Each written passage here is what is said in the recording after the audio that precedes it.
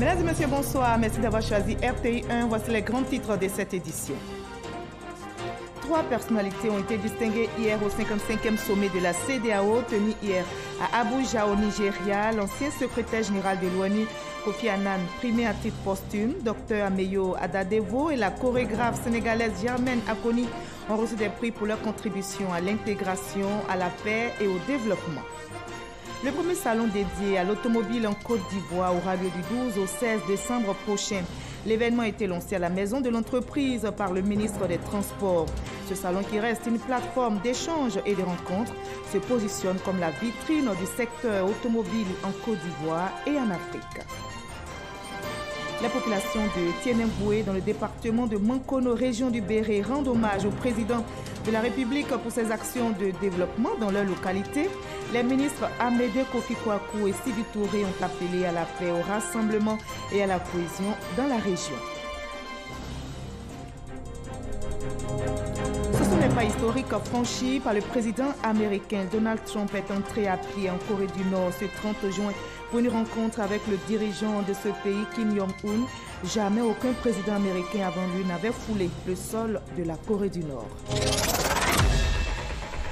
Soyez les bienvenus sur RTI 1. Commençons par la lettre de félicitations du président de la République Alassane Ouattara adressée à son homologue congolais Félix Tshisekedi à l'occasion de la célébration de la fête nationale de la RD Congo. La lettre est ainsi libellée. Monsieur le président et chers frères, la célébration de la fête nationale de votre pays m'offre l'agréable occasion d'adresser à votre Excellence au nom du peuple et du gouvernement ivoirien ainsi qu'à mon nom propre mes vives et chaleureuses félicitations. En cette heureuse circonstance, il me plaît de former des vœux choisis de santé et de bonheur pour votre Excellence, ainsi que ceux de paix et de prospérité toujours croissante pour le peuple frère du Congo. Je saisis cette opportunité pour vous assurer de ma disponibilité à œuvrer de concert avec votre Excellence au raffermissement des liens étroits de fraternité et de coopération qui unissent nos deux pays et nos deux peuples. Haute et fraternelle considération. Signé Alassane Ouattara, président de la République de Côte d'Ivoire. Nous partons maintenant pour Abuja, au Nigeria, qui a abrité ce samedi le 55e sommet de la CEDEAO. Les travaux ont été marqués notamment par la distinction des personnalités et elles ont reçu des prix d'excellence CEDEAO pour leur contribution à l'intégration, à la paix et au développement de la sous-région ouest-africaine. Parmi les lauréats figure l'ancien secrétaire général de l'ONU, Kofi Annan, primé à titre posthume. Viviane Aimé, envoyée spéciale à Abuja, nous en dit plus. Le prix d'excellence de la CEDEAO édition 2018 a été attribué au cours de la cérémonie d'ouverture du 55e sommet de l'organisation régionale en présence des chefs d'État. 3 lauréats ont été retenus pour cette édition 2018. Feu le Ghanéen Kofi Annan, lauréat à titre posthume du prix d'honneur aux éminentes personnalités.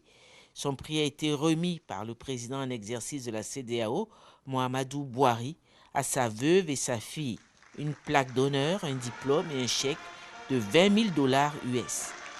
La docteure en médecine nigériane, Ameyo Adadevo, lauréate à titre posthume également du prix aux citoyens méritants, pour son sacrifice qui a permis de freiner le démarrage de l'épidémie à virus Ebola dans son pays, le Nigeria. Son prix a été remis à son fils et sa nièce, une plaque d'honneur, un diplôme et un chèque. La lauréate du prix de la catégorie art, la chorégraphe sénégalaise Germaine Akoni, a reçu en main propre son prix. Une plaque d'honneur, un diplôme et un chèque, une photo de famille avec les chefs d'État a immortalisé l'événement. Et ajouter que le président de la République, Alassane Ouattara et ses pairs, à l'issue des travaux, ont désigné le Nigérien Mamadou Issoufou pour présider aux destinées de la conférence des chefs d'État et de gouvernement de la CEDEAO. Le président nigérien succède ainsi pour un mandat d'1 an à son homologue nigérien Muhammadu Buhari. Le président Ouattara, je rappelle, a regagné Abidjan hier samedi 29 juin après ce sommet consacré également à la question de la monnaie unique de la CEDEAO. Et toujours sur le continent africain, le prince du Royaume du Maroc, Al-Hassan Moulay, a inauguré officiellement la phase 2 du port de Tanger, dénommé Tanger Med. Une phase qui vient renforcer la capacité d'accueil et de traitement de ce port à conteneurs. L'infrastructure positionne le Maroc au 17e rang mondial des ports à conteneurs et vient booster le développement du Royaume du Maroc, comme nous l'explique Mamadou Kwasi. 88 milliards de dirhams marocains, soit plus de 5 300 milliards de francs CFA, investis pour l'extension du port de Tanger et pour l'acquisition d'infrastructures modernes et très performantes.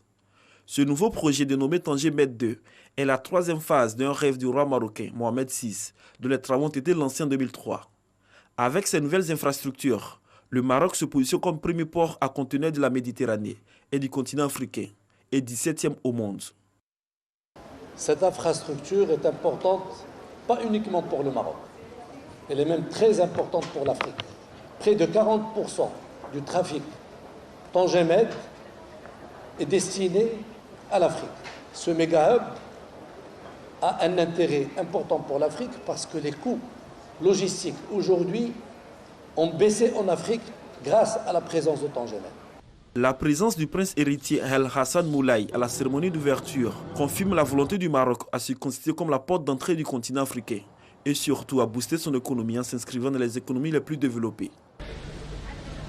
Cette dynamique permettra de contribuer à l'amélioration de la compétitivité logistique du continent africain et de confirmer l'intégration du Maroc dans les principaux corridors logistiques mondiaux, en plaçant Tanger Med dans un proche horizon, dans le top 20 mondial des ports à conteneurs.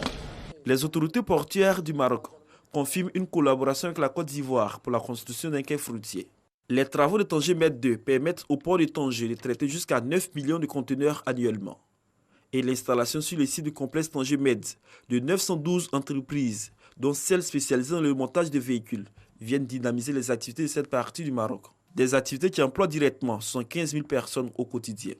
Et ce n'est pas tout. Le Maroc compte investir plus de 543 milliards de francs CFA pour les 5 prochaines années afin d'accroître la performance du complexe Tanger Med. Des hommes d'affaires ivoiriens étaient en mission de prospection économique en Israël. La visite de la délégation ivoirienne a porté ses fruits. Des accords ont été signés avec des entreprises israéliennes. L'État hébreu s'intéresse à la destination Côte d'Ivoire en vue des investissements. Ahmed Traoré, Abdoulaye Koné. L'objectif principal du Forum économique Côte d'Ivoire-Israël est de pouvoir mener dans les prochains mois une mission économique d'entreprises et d'hommes d'affaires en Côte d'Ivoire. Et pour y arriver, l'ambassade de Côte d'Ivoire en Israël, le CPC, l'Institut de coopération internationale et des exportations d'Israël fédèrent leurs énergies.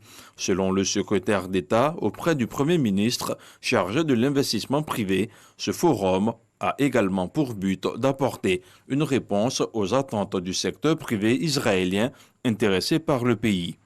Les réformes entreprises dans le cadre de l'amélioration du climat des affaires commencent à porter leurs fruits et se traduisent par une confiance des investisseurs nationaux et internationaux. La Côte d'Ivoire est devenue une des économies les plus attractives en Afrique.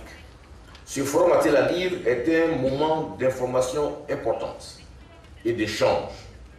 Et nous sommes là, dans cette salle, avec les entreprises ivoiriennes, pour que nous repartions satisfaits et rassurés que les relations économiques reprendront donc leur élan entre la Côte d'Ivoire et Israël. Il importe de noter que 3 mémorandums d'entente ont été signés au cours de ce forum, les signataires étant entre autres l'Institut de coopération internationale, Israël Export et le CPC. La Côte d'Ivoire, qui intéresse donc les investisseurs étrangers, se prépare aussi à organiser son premier salon dédié à l'automobile du 12 au 16 décembre prochain. L'événement a été lancé à la maison de l'entreprise par le ministre des Transports ici à Abidjan. Ce salon, qui reste une plateforme d'échange et de rencontres, se positionne comme la vitrine du secteur automobile en Côte d'Ivoire et en Afrique. Et il devrait redynamiser le secteur, nous explique Nadia Iga, Jean-Luc Bangbo. Avec un taux de croissance de 17% d'acquisition de véhicules neufs sur ces 6 derniers mois, le secteur de l'automobile ivoirien redémarre. Cependant, ces chiffres sont encore loin des capacités du secteur qui était de 23 000 véhicules neufs achetés en 1983 contre 11 000 l'année dernière. Vous voyez que le secteur automobile était véritablement en panne en Côte d'Ivoire. Donc il était important pour nous de relancer ce secteur automobile qui fait partie au plan national des secteurs qui sont des indicateurs importants dans l'évolution de l'économie des pays les plus développés au monde. Le salon de l'automobile d'Abidjan vient donc pour réparer cette panne dans le secteur. C'est un salon qui permettra donc de booster le secteur de l'automobile neuf. Vous savez, on peut avoir des véhicules neufs à 5 millions à Abidjan. Donc il faut que cela soit su, que ce soit connu. Ce salon a un impact tant économique parce qu'il s'agit donc d'attirer d'abord beaucoup de monde à Abidjan. C'est toujours bon d'avoir beaucoup de touristes à Abidjan. Ce salon se tiendra du 12 au 16 décembre prochain et réunira tous les acteurs du secteur automobile. Plus de 70 000 visiteurs sont attendus pour cette première édition. Les ambassadeurs de Côte d'Ivoire à la retraite ont créé leur association depuis quelques années. Et cette association est très active. Pour la 4e année consécutive, les diplomates à la retraite organisent un dîner-débat. Et cette année, ils ont évoqué la question de l'espérance de vie en Côte d'Ivoire. Quels sont les secrets d'une longévité heureuse? Lambert Amontano, l'ancien ministre du président Félix Houphouët-Boigny, a pris part au débat. Quel est donc le secret pour une longévité? Élément de réponse avec Marcelin Clay. Lambert Amontano, ancien ministre sous le président Félix Houphouët-Boigny, était l'invité le plus attendu de ce panel organisé par l'Association des ambassadeurs de Côte d'Ivoire à la retraite. L'homme, âgé de 93 ans aujourd'hui, jouit d'une longévité exceptionnelle. Il peut aisément développer le thème de la rencontre, les secrets d'une longévité heureuse. J'ai commencé ma vie publique à 24 ans, à la tête des syndicats. Je n'ai jamais eu de repos. J'ai dit je suis à la retraite mais non retraité. Je suis toujours en activité. L'intelligence ne s'use que si l'on ne s'en sert pas. Dans le message de Dieu, il dit on ne doit pas mourir de maladie, mais de vieillesse. 4 autres panélistes ont développé le thème en s'appuyant sur leurs compétences en planification immobilière, en assurance et en banque. La retraite et le vieillissement sont des sujets qui nous guettent tous, avec la participation effective du doyen Amontano, le père du fils. Je pense que tous les secrets qu'il nous a donnés nous permettront de bien aborder cette période-là de notre vie. Pour le président de l'Association des ambassadeurs de Côte d'Ivoire à la retraite, Emmanuel Nouama, les anciens diplomates ont le devoir de partager avec la société leur riche expérience à l'extérieur. Cette rencontre, qui marque la 4e édition du dîner-débat de l'Association des ambassadeurs de Côte d'Ivoire à la retraite, a vu la participation de plusieurs personnalités.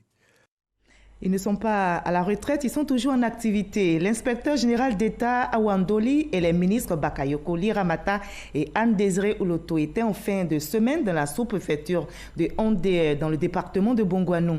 Au programme, plusieurs rencontres avec les populations, dont une dédiée aux femmes, et ils les ont engagés à travailler donc pour le renforcement de la cohésion sociale dans la région et dans tout le pays. Alexis Ouedraogo.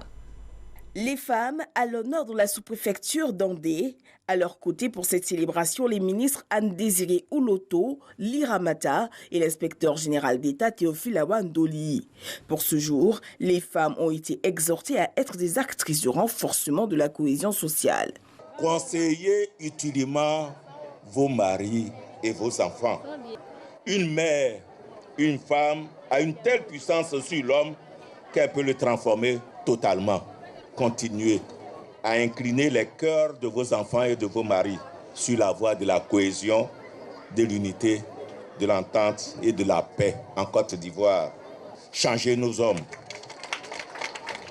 Co-présidente de la cérémonie, les ministres Liramata et Anne-Désirée Ouloto ont appelé les femmes à épouser les valeurs d'union et de solidarité. Elles les ont aussi invitées à plus de sérénité face aux échéances électorales à venir. J'ai répondu à l'invitation de mon aîné parce qu'il voit comme moi l'intérêt d'abord de nos populations. Qu'est-ce qui est bon pour les femmes du Moronou? Qu'est-ce qui est bon pour les hommes du Moronou, pour les chefs du Moronou, pour les enfants du Moronou? C'est la paix, la cohésion, l'entente, le consensus, le vivre ensemble. Partout où je vais aujourd'hui, tout le monde s'inquiète. Est-ce qu'on aura la paix pendant longtemps en Côte d'Ivoire? On dit 2020, il y a des élections présidentielles. Oui. Il y a eu des élections en 2015. Est-ce que la Côte d'Ivoire n'a pas avancé? On n'a pas avancé? 2020, il y aura des élections et puis on va avancer. Un message bien entendu des femmes qui, recevant plusieurs présents, ont émis le vœu d'obtenir le FAFSI, Fonds d'aide aux femmes de Côte d'Ivoire, en vue de renforcer leur activité et jouer leur rôle de pilier de la famille. Et le gouvernement était aussi bien représenté du côté de Béomi. La ministre Mariatou Kone était sur place pour apporter sa compassion aux victimes du récent conflit intervenu dans cette localité. La ministre de la Solidarité, de la Cohésion sociale et de la lutte contre la pauvreté a échangé avec les populations et elle les a appelées à la paix et à l'unité. Kades Ogodogo de la station régionale de RTI Boaké. Béoumi, le récent conflit intercommunautaire a laissé un triste bilan. 16 morts, 120 blessés et plus de 300 déplacés. Les efforts du gouvernement pour mettre fin au conflit n'ont pas tardé. Sur place, la communauté retrouve certains automatismes aux saveurs de paix et d'entente. Le gouvernement, de son côté, apporte sa compassion aux victimes. Dans un premier temps, les obsèques des 16 personnes décédées ont été prises en charge totalement. Les ayants droit perçoivent à présent chacun 500 000 francs CFA. Les 120 blessés ont été entièrement pris en charge. Ils reçoivent 50 000 francs chacun. Après la compassion, le temps est peut-être venu de se dire certaines vérités. Ne venez pas me dire que ces morts, ces 16 morts, ces 120 blessés et ces milliers de destructions de biens sont des effets collatéraux d'un banal incident entre un chauffeur de taxi-moto baoulé et un conducteur de mini-car malinqué. Ce n'est qu'un prétexte. Rien ne peut justifier un tel débordement aux conséquences dramatiques si ce n'est le fait d'acteurs politiques tapis dans l'ombre, tirant à merveille sur les ficelles de la conflagration sociale. Mesdames et messieurs, la longue tradition de cohabitation pacifique entre Baoulé et Malinké à Béomi, traduite par un brassage à travers les unions matrimoniales, ne peut être ébranlée par ce qui peut être considéré comme un sec coup de vent si les conditions d'une telle fracture sociale n'ont pas été savamment et soigneusement préparées par des pyromanes aux visages masqué. Le ministre de la Communication et des Médias, porte-parole du gouvernement et député de Béomi, et les leaders communautaires savent la voie à suivre dès à présent. Définitivement, c'est une crise qui est derrière nous et j'ose croire, avec la bénédiction des différents ministres de Dieu ici, nous ne reviendrons pas sur ce genre de problème. Des vivres ont été remis aux communautés. Cette cérémonie a servi de cadre à la clôture d'un dialogue intercommunautaire initié par le ministère de la Solidarité, de la Cohésion sociale et de la lutte contre la pauvreté, avec l'appui du PNUD. On a aussi parlé de paix et d'unité à Anyama. Les populations se sont retrouvées pour rendre hommage au président de la République pour ses actions de développement. Le Forum national Amadou Gon Coulibaly a été mis en place. C'est un mouvement créé pour faire la promotion du RHDP et de la paix dans les différentes localités ivoiriennes. Éric Goré. Les actions de développement du président Alassane Ouattara ont fini par convaincre une frange de la population ivoirienne. C'est le cas des populations d'Anyama. Elles se sont retrouvées pour célébrer le président Alassane Ouattara. L'initiative est du Forum national Amadou Gon Coulibaly, mouvement qui fait la promotion du RHDP pour la victoire de ce parti en 2020. Nous avons vu ce que le président Alassane Ouattara et son gouvernement ont fait pour le pays.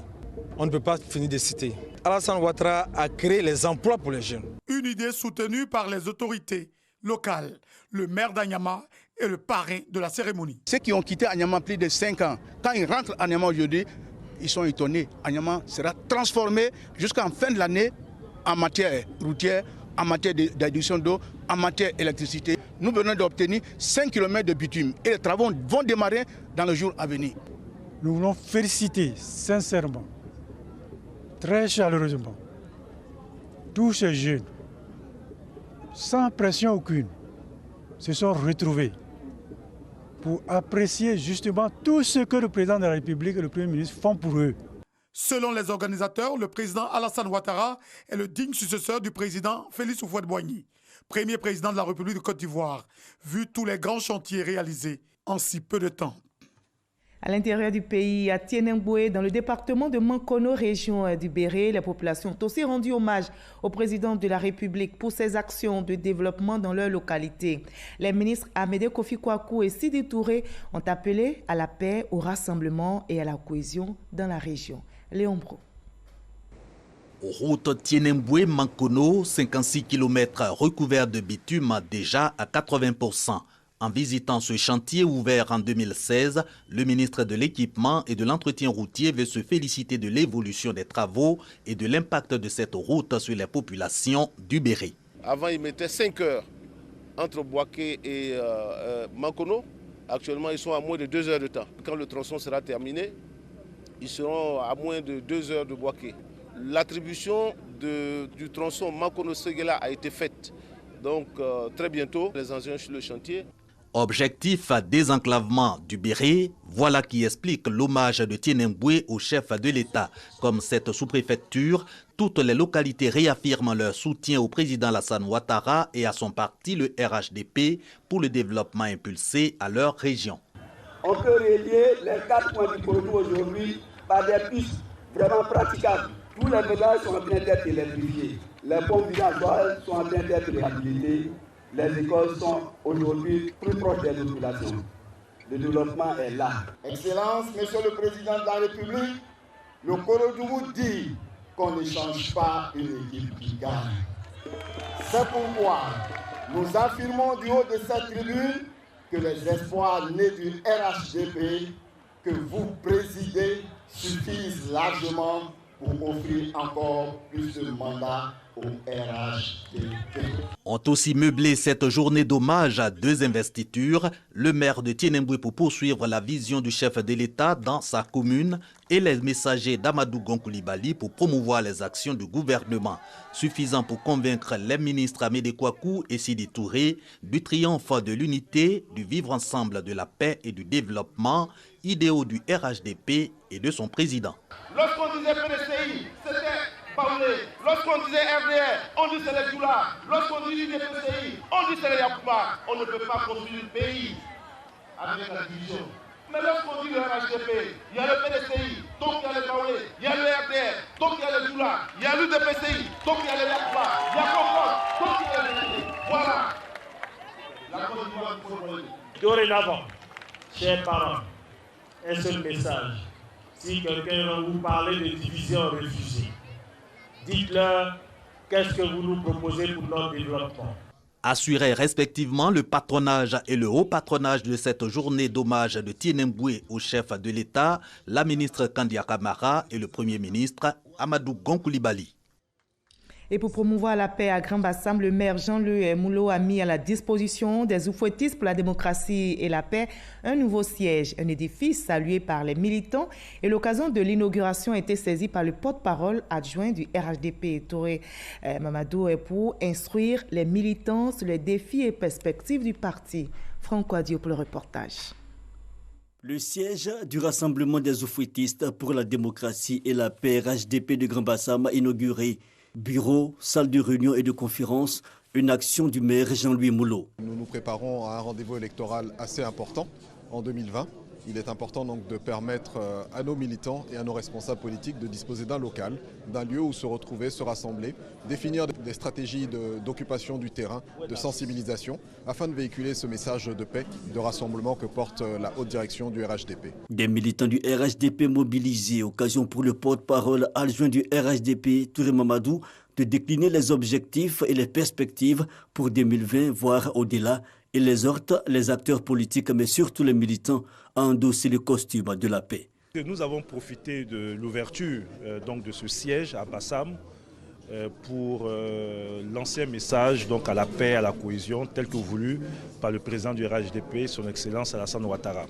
Vous savez, Bassam est cosmopolite, on attend aujourd'hui des discours qui tendent à nous ramener en arrière. Donc l'idée, c'est de dire aux militants de ne pas écouter ces discours et de continuer dans notre dynamique de rassemblement des Ivoiriens.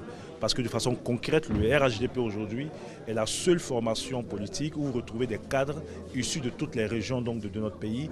C'est essentiellement ce message que nous avons lancé. Nous savons quelles sont nos forces, nous savons quelles sont nos faiblesses. Et nous y travaillons. Notre force, c'est notre bilan. Et s'il y avait donc des choses à améliorer, c'est donc notre proximité avec nos militants, l'encadrement de nos militants, la structuration de notre parti qui est en cours. Une communication pour la paix, mais aussi le recadrage.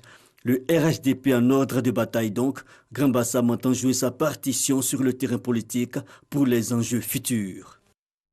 Je vous conduis dans les locaux d'un autre édifice dans la commune d'Abobo, commune choisie d'ailleurs par 10 policiers pour mettre fin à leur célibat. Ils ont choisi donc la mairie d'Abobo pour le mariage. Le premier magistrat de cette commune, le ministre d'État Ahmed Bakayoko, a officié ce mariage collectif et a fait des dons à chaque couple. Didier Nguessan. Au nom de la loi, je vous déclare unis par les liens du mariage.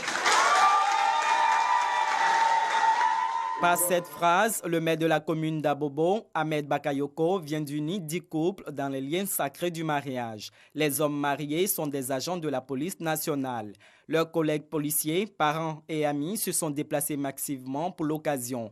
Après la lecture par le maire des articles qui régissent le mariage et le choix des régimes matrimoniaux, les candidats au mariage ont échangé leur consentement. Mademoiselle Collet Blanqui, consentez-vous à prendre pour époux Monsieur Guy Michel qui se présente? Oui! Tolérance, dialogue et pardon. 3 vertus à pratiquer dans le foyer. Ce sont les conseils que le premier magistrat leur a prodigués. Je vous souhaite de rester comme ça, unis par le ciment qui vous a apporté ici, c'est-à-dire votre amour. Et puis, soyez tolérants, échangez, dialoguez, il faut avoir de la patience. Ça marche toujours quand on est patient. Je veux redire toutes les félicitations du conseil municipal d'Abobo à chacun de ces couples. Comme contribution, le maire Ahmed Bakayoko a remis 5 millions de francs CFA aux 10 couples. Nous sommes très heureux et nous pensons que demain, d'autres mariages doivent se passer comme ça aussi pour que tout le monde soit heureux. Longtemps j'attendais cela. Je bénis le nom de l'Éternel aujourd'hui pour tout ce qu'il a fait pour moi. Je demande aussi à d'autres couples de venir s'unir. L'union fait la force. Quand tu es marié, les grâces retombent dans ta famille. Nous venons de célébrer 10 couples. Vous savez, le mariage, c'est l'union des couples. Mais bien avant que manager, on a le droit de mettre l'accent, n'est-ce pas, sur la famille pour que le policier puisse donner le meilleur de lui-même. La cérémonie de mariage collectif a pris fin avec une photo de famille. Le programme social du gouvernement déployé dans les régions profite aux populations du Bafing. Le volet électricité est en marche dans cette localité. La délégation gouvernementale composée de la ministre Ramatali Bakayoko et du secrétaire d'État chargé du budget et du portefeuille de l'État, Moussa Sanogo, ont procédé à la mise sous tension de la localité de Bafing-Dala. 6 villages auront de la lumière grâce à cette action, comme nous l'explique Kader Sogodogo. Un jour nouveau se lève pour les populations de Bafing-Dala, 50 km au sud de Touba. Le village jouit désormais des bienfaits de l'électricité dans le cadre du programme social du gouvernement. Présente avec le secrétaire d'État chargé du budget et du portefeuille de l'État Moussa Sanogo, la ministre de la Femme, de la Famille et de l'Enfant met en avant la vision du gouvernement qui consiste à assurer un mieux-être à toute la population. Le président de la République, son Excellence M. Alassane Ouattara, fait de l'amélioration des conditions de vie des populations, notamment celles des zones rurales, une priorité de sa politique sociale. Il est indéniable que sous son leadership, des acquis importants ont été enregistrés. Au plan économique, nous avons les constructions de ponts, de routes, le retour des investisseurs. Au plan social, construction des hôpitaux, des centres de santé, d'écoles, des lycées de proximité, d'universités. Il faut également noter l'augmentation du taux d'accès à l'électricité. Dans un premier temps, cette année, à partir de Bafingdala, 6 autres villages seront connectés au réseau électrique national pour atteindre 58 d'ici 2020, rassure Moussa Sanogo. Le pays a dû faire beaucoup d'efforts pour faire en sorte donc que chaque Ivoirien puisse ressentir la croissance économique qui a lieu dans notre pays et que ces fruits puissent être partagés et être accessibles à chacun. La lumière est là. Le bonheur des populations ne fait pas défaut. Avant, le courant n'était pas là. On partait à Bakenesso pour aller chercher portable. À une soleil. Mémorable. Et nous sommes sûrs que cela va apporter beaucoup de bien à nos populations en changeant d'ailleurs beaucoup de choses dans la vie de nos populations. De 1960 à 2012, le Bafing comptait 11 villages électrifiés. Aujourd'hui, ce nombre a plus que triplé, 39 au total. C'est une enveloppe de 4 milliards de francs CFA que le gouvernement a alloué à la région du Bafing cette année pour élever le niveau de vie des populations en milieu rural. Des enfants retrouvent aussi le sourire du côté de Daloa. Le tribunal de première instance de la ville vient de délivrer 20 certificats de nationalité au profit d'enfants abandonnés conformément à la Convention de 1961 des Nations Unies sur la réduction des cas d'apatridie. C'est le fruit d'actions menées conjointement par l'Association des femmes juristes de Côte d'Ivoire et par le HCR. Ouattara Madou Walter. Les enfants abandonnés par leurs parents sans aucune possibilité de légitimer la qualité d'ivoirien de ses géniteurs et les enfants trouvés de parents inconnus éprouvent des difficultés à jouir formellement du droit à la nationalité ivoirienne. Cet enfant-là, s'il est dans l'impossibilité d'obtenir cette carte nationale d'identité ou ce certificat de nationalité, bien que répondant aux critères légaux pour être ivoirien, il demeure à risque d'apatridie. En Côte d'Ivoire, des actions sont menées afin de sortir les enfants de cette situation. Ils bénéficient de la Convention de 1961 des Nations Unies sur la réduction des cas d'apatridie. Diverses lois ont été votées en ce sens. D'abord les lois de 1961, puis les lois de 1972, et par la suite, il y a 2 conventions de New York qui ont été votées et que la Côte d'Ivoire a ratifiées. Lorsque ces conventions sont ratifiées, elles entrent dans l'ordonnancement juridique ivoirien. Cet accord international a fait des enfants trouvés dans les pays membres des citoyens d'origine de ce territoire. C'est dans ce cadre que l'Association des femmes juristes de Côte d'Ivoire et le HCR, au Commissariat des Nations Unies pour les réfugiés, mènent conjointement des actions pour la réduction de l'apatridie en Côte d'Ivoire. Cette synergie a permis la délivrance de 20 certificats de nationalité au profit d'enfants trouvés et abandonnés par le tribunal de première instance de Daloa. L'objectif de ce projet est d'assister les personnes à risque d'apatridie, tout en leur permettant d'avoir une existence juridique et de confirmer leur appartenance à un État donné. Cela, bien entendu, en respectant les textes juridiques applicables en Côte d'Ivoire. La convention contre l'apatridie, en fait, ont été aussi des conventions qui relèvent du mandat du HCR. Donc ce n'est que tout naturellement qu'on se retrouve dans des sujets tels que la lutte contre l'apatridie. Je dois signaler à ce niveau que la Côte d'Ivoire reste un pays phare pour la lutte contre l'apatridie. Elle a été notamment dans la sous-région, mais elle a été de manière générale et de manière mondiale. La cérémonie de remise des certificats qui a eu lieu dans l'enceinte de l'ONG Tumoros, HOP, à Daloa, a permis au préfet de la région du Haut-Sassandra, Anatole Privadigbe, d'exhorter les parents à ne plus abandonner leur progéniture. Le HCR estime à 700 000 le nombre de personnes apatrides ou sans document pour prouver leur nationalité en Côte d'Ivoire. Autre action à saluer, le Rotary Club Abidjan Golf soulage la communauté éducative de la sous-préfecture de Nouamou, localité située dans le département de Tiapoum. Le Rotary a inauguré la bibliothèque et la salle multimédia du collège moderne de Nouamou qui a été équipée en ordinateur et les élèves de cette localité sont désormais connectés au reste du monde. Abou Sanogo. Une salle multimédia équipée de 10 postes d'ordinateur et d'une bibliothèque garnie de livres inaugurée au collège moderne Nouamou, localité située dans le département de Tiapoum, dont du Rotary Club Abidjan Golf qui, dans sa mission d'œuvrer à l'amélioration des conditions de vie des populations, vient améliorer celle des élèves et enseignants de Nouamou. La principale du collège moderne de Nouamou et le sous-préfet de la dite localité se sont réjouis du geste du Rotary Club Abidjan Golf. Avec une capacité d'accueil d'environ une quinzaine d'élèves en permanence, la salle multimédia vient connecter la communauté éducative de Nouamou au reste du monde. Le Rotary Club Abidjan Golf réalise avec l'appui de ses partenaires des centres de santé, des maternités et des écoles. Dans le domaine agricole, les lignes bougent dans la filière EVA. L'association des professionnels du caoutchouc naturel de Côte d'Ivoire est prête à exercer en organisation interprofessionnelle agricole. L'information a été donnée par les responsables de cette filière à l'issue d'une assemblée générale des producteurs et usiniers de cette filière. Franck Quadio.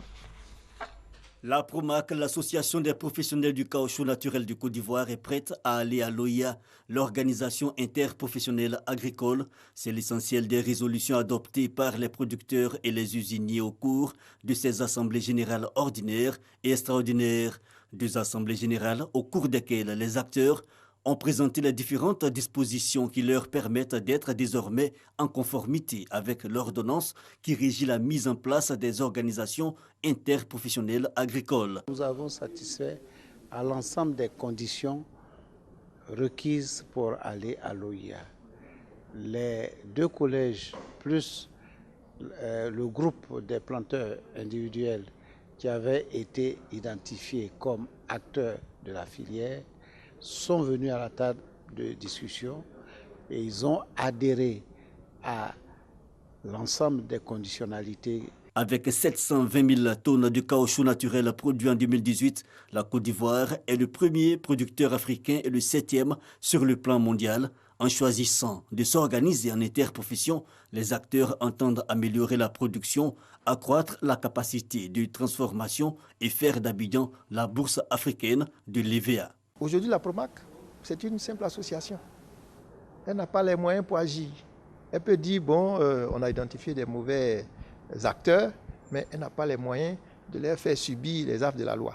Par contre, avec l'OIA, nous pouvons requérir l'État pour que ceux qui ne respectent pas les dispositions qu'on va prendre, eh bien, on puisse prendre des mesures à leur encontre.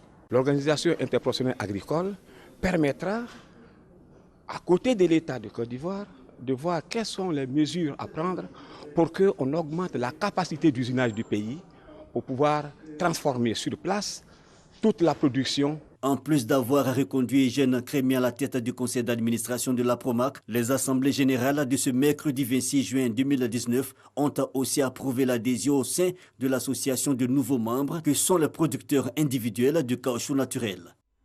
On parle aussi religion dans cette édition. Les pèlerins ivoiriens partis sur les pas du Christ en Terre Sainte en Israël sont de retour et sont revenus de leur pèlerinage transformés, plus que jamais engagés à suivre Christ. Les pèlerins de l'association Notre-Dame de Salut ont organisé une messe d'action de grâce à leur siège à la Riviera Palmeraie pour remercier Dieu pour leur vie, mais surtout pour leur pays.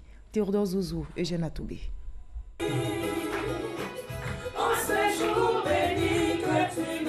Ils sont de retour d'Israël après une dizaine de jours passés en Terre Sainte.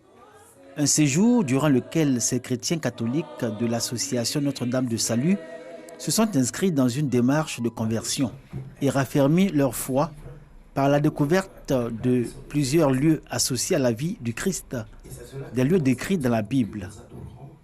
Pour ces pèlerins qui acceptent de marcher dans les pas du Christ, c'est une grâce. À 36 ans, je disais, je vais aller aussi en Israël. Et cette année, ça s'est produit. Je rends gloire à Dieu. Ce pèlerinage a été pour moi une occasion de mettre mes pas dans les pas de mon Seigneur, de faire une rencontre personnelle avec lui. Dans la joie, les pèlerins ont exprimé à la Vierge Marie toute la reconnaissance du fidèle catholique qui s'en remet à la mère de Jésus pour son intercession auprès de son Fils. Tous témoignent qu'ils sont revenus de la Terre Sainte transformée, chacun ayant obtenu sa grâce et ses bénédictions, selon ses prières et ses vœux formulés à la Vierge Marie. J'ai eu des problèmes de pied. J'ai beaucoup souffert. Mais Dieu m'a fait grâce. Je dis merci au Seigneur pour tout ce qu'il a fait pour moi. Des pèlerins qui sont partis, ils ont eu comme une force intérieure, comme une force dans la foi qui leur permet d'aller un peu plus en avant. C'est un regain de foi. Outre Israël, en Terre Sainte, Lisieux, Ars, Nevers et Lourdes en France figurent parmi les destinations des pèlerins de l'association Notre-Dame de Salut. Ce groupe catholique, administré par la communauté des Pères Assomptionnistes, aura marqué d'une pierre blanche la dernière célébration de l'Assomption de la Vierge Marie à Lourdes, un moment que les catholiques du monde entier gardent encore en mémoire. Je vous propose le reste de l'actualité dans le 7 sur 7. Voyons ce qui a marqué l'actualité à l'étranger cette semaine avec Ahmed Traoré et Abdoulaye Koné.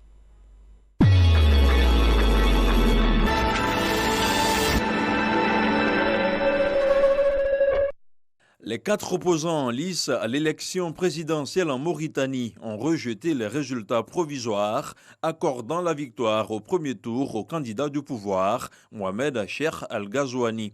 Ils appellent à manifester pacifiquement à partir de ce lundi. Ce scrutin doit marquer la première transition entre 2 présidents élus en Mauritanie, un pays secoué par de nombreux coups d'État de 1978 à 2008. Les ONG françaises Survie et les Amis de la Terre, plus 4 associations ougandaises, ont annoncé mardi avoir attaqué en justice le géant pétrolier français Total.